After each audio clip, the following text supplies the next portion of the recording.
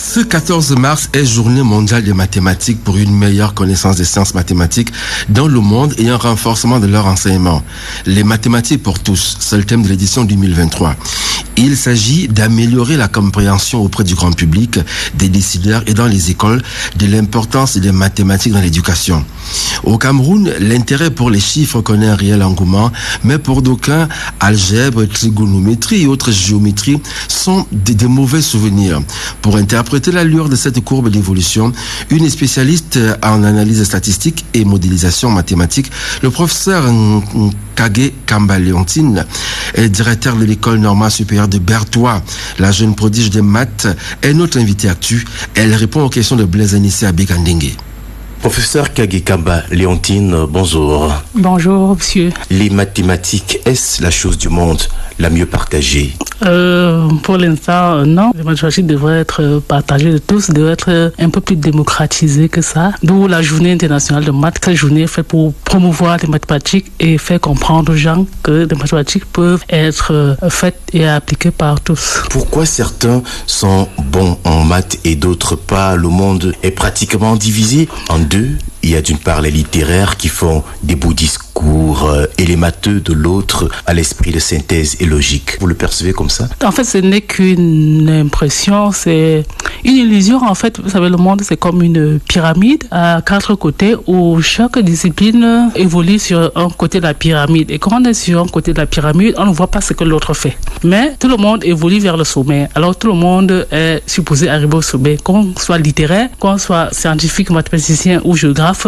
nous tous nous aspirons à arriver au sommet. Et pour vous, à titre personnel, il paraît que les mathématiques ont toujours été votre domaine de définition. Oui et non, oui et non. Et à présent, jusqu'où tendent vos prédispositions, jusqu'à plus l'infini, des mathématiques absolues? Quelle est votre spécialité? Comme enseignante, j'enseigne l'analyse. Et sur le plan de la recherche, j'ai fait de la modélisation mathématique, c'est-à-dire des équations différentielles et systèmes dynamiques.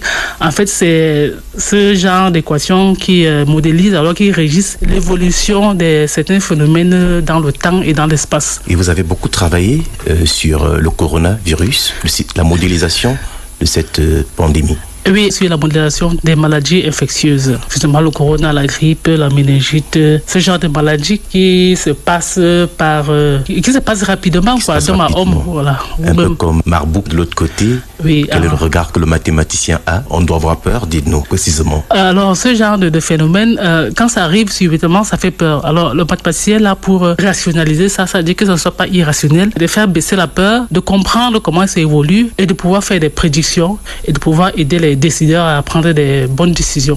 Alors si les mathématiques ne devraient pas être abandonnées, elles devraient plutôt faire l'objet d'une application pratique plutôt que de l'assimilation des théorèmes, ne trouvez-vous pas? Qui se souvient encore du carré de l'hypoténuse quand on a l'estomac dans les talons? C'est vrai qu'il est difficile d'enseigner des grandes théories mathématiques quand autour de nous on a faim, mais le but premier des mathématiques, c'est d'apprendre, de donner les outils aux personnes de raisonner vite et juste. Il n'empêche que tout de même les mathématiques sont relatives, c'est toujours des résultats de type si l'on suppose A, alors B est vrai. Est-ce vraiment important pour avoir une vision du monde on ne peut plus concrète? Est-ce que ce n'est pas précisément être prétentieux? Les mathématiciens sont des personnes très humbles parce que le mathématicien est celui-là qui comprend assez vite quand quelque chose est impossible. Quand quelque chose est possible ou quelque chose existe, le mathématicien va vous le dire. Et quand c'est impossible, il peut capituler honteusement? Oui, bien sûr. Oui. Bien sûr. Quand c'est impossible, on cherche d'autres chemins. Entre raisonnement par récurrence, raisonnement par contraposé ou alors absurde,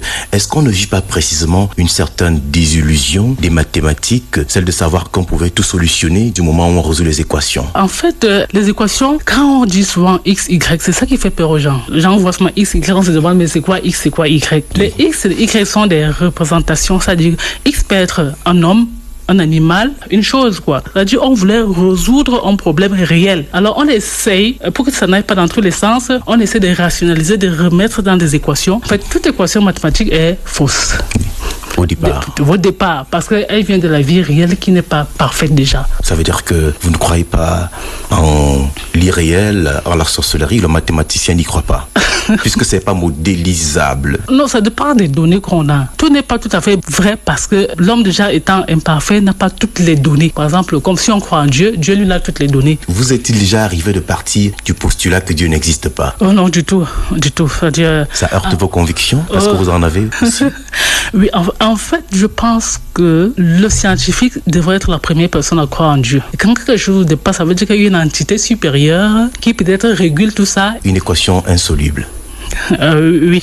Et c'est tout l'objet de cette journée mondiale des mathématiques PID pour nous réconcilier avec les mathématiques. Vous êtes directeur de l'école normale supérieure de Berthois. Alors dites-nous au quotidien comment vous vous employez à passer la flamme des mathématiques à ces jeunes esprits. Alors pour cette journée, alors on a pris toute une semaine ou alors quelques jours pour promouvoir les maths, pour essayer de démystifier, de faire aimer les maths à nos jeunes apprenants en organisant des olympiades dans les lycées et collèges et en faisant des petits séminaires où on vient expliquer, faire des petites applications de la vie réelle où on peut utiliser les maths afin que les gens comprennent que non, les maths c'est pas juste de l'abstrait, c'est la vie au quotidien. Et puisque vous avez des ambitions qui tendent de manière exponentielle, des attentes vis-à-vis des décideurs pour qu'ils vous aident à atteindre ces objectifs, comment ils pourraient vous faciliter le travail? Que les décideurs, par exemple, nous donnent des petits laboratoires